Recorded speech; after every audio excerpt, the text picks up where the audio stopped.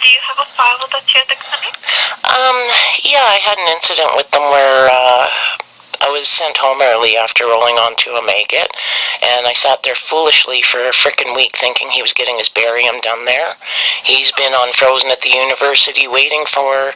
I had dropped off 2 sets of papers now, once in August and now in January, and it just seems like the whole company's evading me, and I'm kind of sick of this. I tried to agree with them sticking in between them and the company and not bringing this attention to the public, but this is ridiculous. It just seems like I'm being avoided. Okay. May I actually grab your phone number on the file? I originally dropped off these papers in August, and then I called back in January. I physically went down and dropped them off a huge yellow envelope in January after speaking to someone.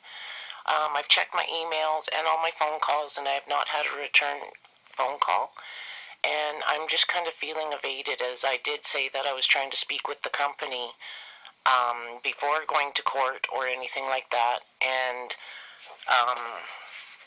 I'm just kind of wondering how I am supposed to deal with this with the company.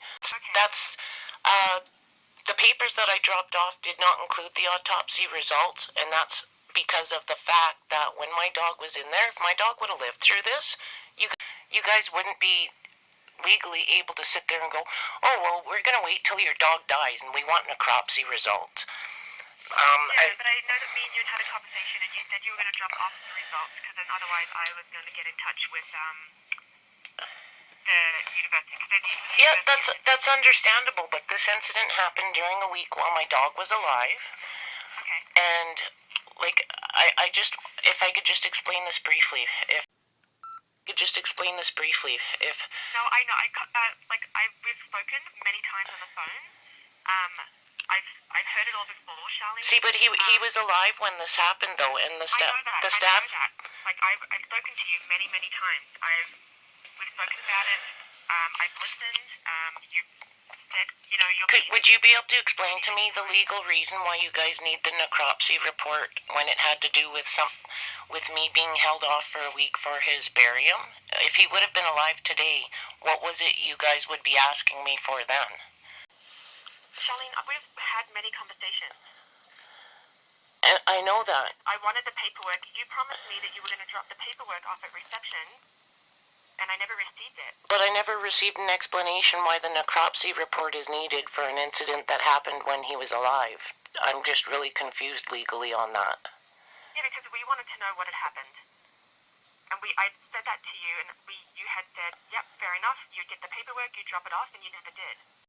No, I did drop off the paperwork, and it had a written letter asking for a disclosure, asking why the necropsy was needed if he was alive during my complaint. You told me the last time that you were going to drop the necropsy, all that information off for me. At the time you said you didn't have it with you, but you would get it, and you would drop it off at reception for me, and you never did. So why did no one return the call saying we received these papers but not the necropsy? Because I never received it. Staff legally should have no reason to lie for other staff if... No, Charlene, we've had these conversations. We're going around and around in circles now. Can you tell me the...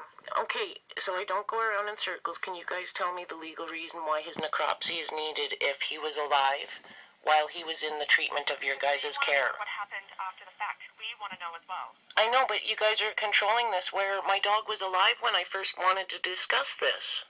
He was alive, so what would you guys have done at that time when he was alive, and if he would have survived? Say, oh, we don't want to deal with you till he's dead and we get a necropsy report? That's not realistic.